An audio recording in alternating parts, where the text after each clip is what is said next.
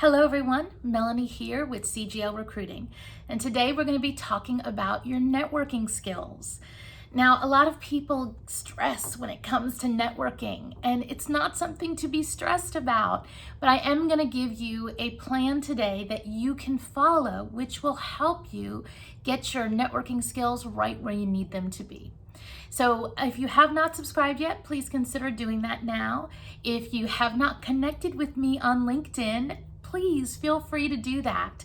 And if at the end you feel this information is helpful, give me that thumbs up in the end, as it really helps our channel.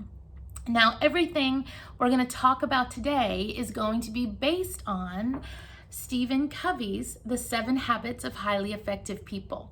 Now, for those of you that are not familiar with this book, this came out in 1989, has sold millions. I think last I saw it was like 25-30 million copies. And it's one of those business books that has definitely lasted through the test of time. If you have not read this book yet, I strongly recommend you take the time to go out and buy it.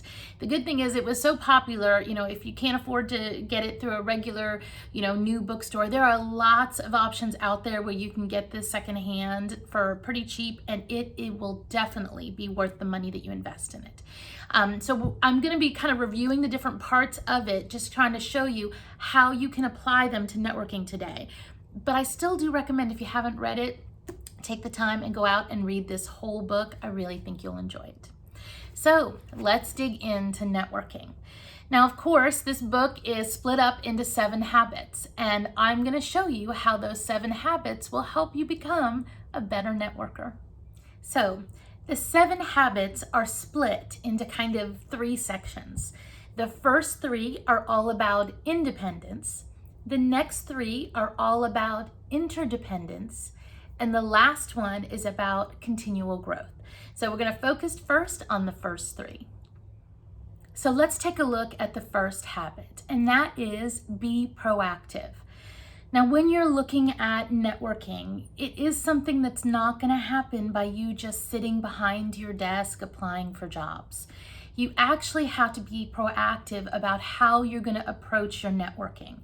Now, I'm not telling you that you can't do some networking from behind your computer. You absolutely can. A great way to do this is to join groups on LinkedIn. If you're not familiar with groups, it's definitely something that you should start getting more involved in. They're easy to find. You just go up to that top search bar, enter in a topic that you're interested in finding a job in, or if you're a civil engineer, enter civil engineering, and it's going to bring up all kinds of groups that you can then join. Now, joining is the first part, and then actively participating in the conversations is the next part. But when we're talking about being proactive in your networking, you really need to start having more and more conversations with individuals. I know this is hard in our age of social distancing, but there are starting to be different events that are opening up around the US and abroad that you can go to try and increase your networking. Now, attending an event is one thing. Actually taking the step to talk to somebody there, trade business cards, tell them a little about you, that's the next step. You have to be proactive. You are the one that has to take the step forward in order to network. So let's move on to the second, which is begin with the end in mind. Now, this is very, very important for anybody trying to build a network, because it's easy to get pulled in to conversations and into reading articles and such that have nothing to do with what you're trying to accomplish by networking. And this is true whether you're a job seeker trying to connect with more people in an industry or a company, or if you are an individual trying to build your business. If you're trying to network, you do need to do it strategically. If you are trying to get in with a certain company, are you going to network events where others from that company actually attend? If not, that may not be the best way for you to spend your time. Perhaps it would be better to find a networking event that is closer to where their headquarters is that you can attend, or a networking event that is more on topic with what you bring to the table with your skills. You need to make sure that you know what your end game is, and you're beginning with that before you just jump into 100 networking activities. Your time is precious, and you need to use it in a way that's going to get you somewhere. Moving on to habit number 3, it is first things first. So before you really jump into this networking, there are some other things that you need to make sure that you are doing first. Do you have a clear picture of the roles and positions that you are wanting to target? And have you created a resume that is going to align with what you're looking for? And don't forget, it needs to be one that's going to get you past all the applicant tracking systems.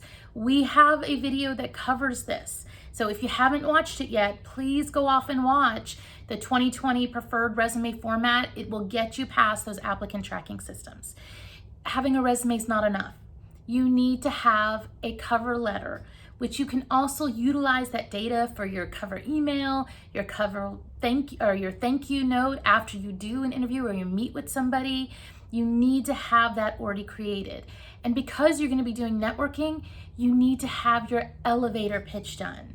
What is an elevator pitch? If you don't know, go out and watch our video on it. It is critical that you have all of those things done and created and feel really solid and confident in them before you go out and network too heavy. The reason for this is when they ask you for your resume, you don't want to say, maybe I can send it to you tomorrow. Maybe I can get it right then and there. You want to have all of this data prepared.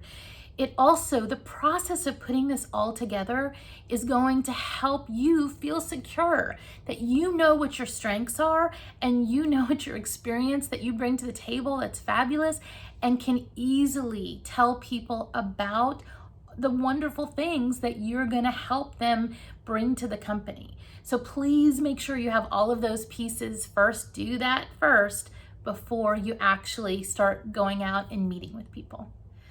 All right, so the first 3 that we talked about were all about independence. Those are the 3 habits that are all very inward focused.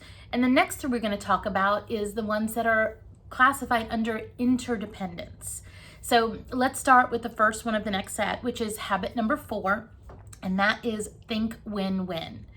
Now, when people hear about think win-win, especially networking, it's not about being positive. Think win-win is truly coming into any networking event with the mindset of it's not all about me. It's not all about here's what I need to get done, here's what I need to accomplish. This truly, and for your whole life, needs to be how do we all win together? How do we all enable each other to be successful?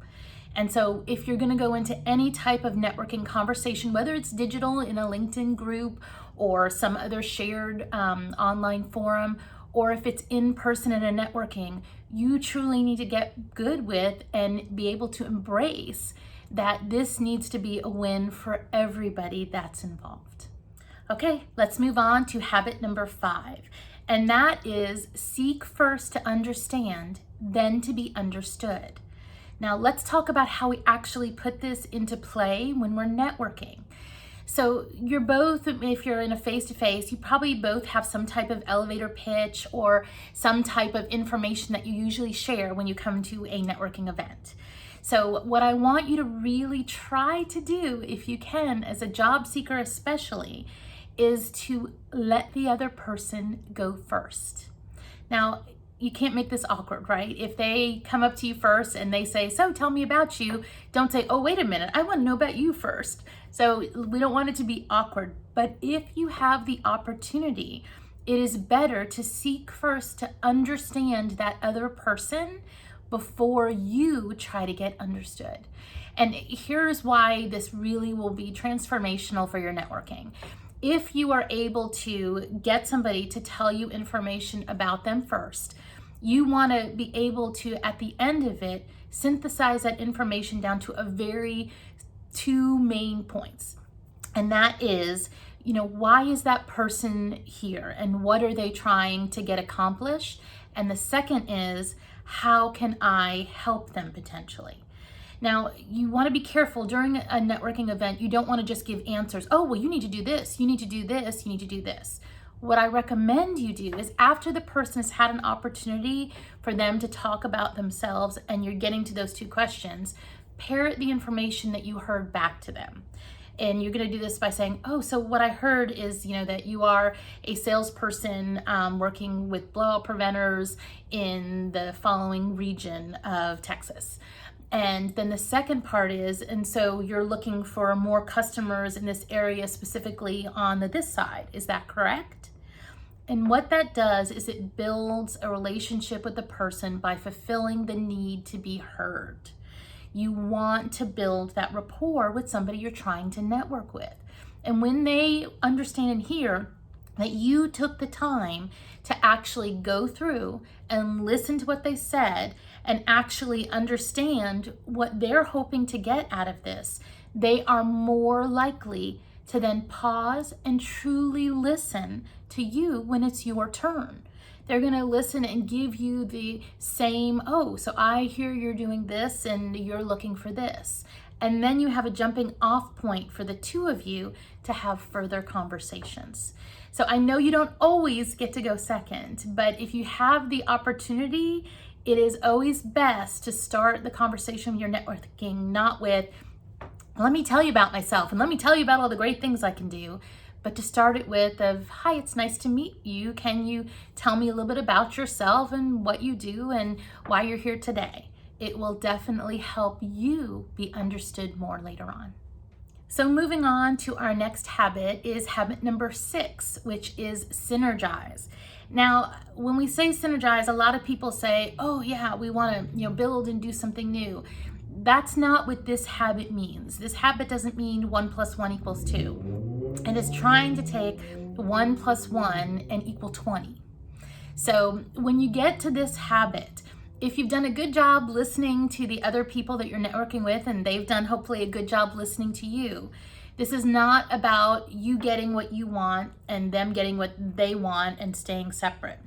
If you really want your networking to be transformational, what you're trying to get accomplished is for what the 2 of you each want to work together to see if there's something greater or something more that you guys can both get accomplished. So again, don't think 1 + 1 = 2. Try to think 1 + 1 = 11.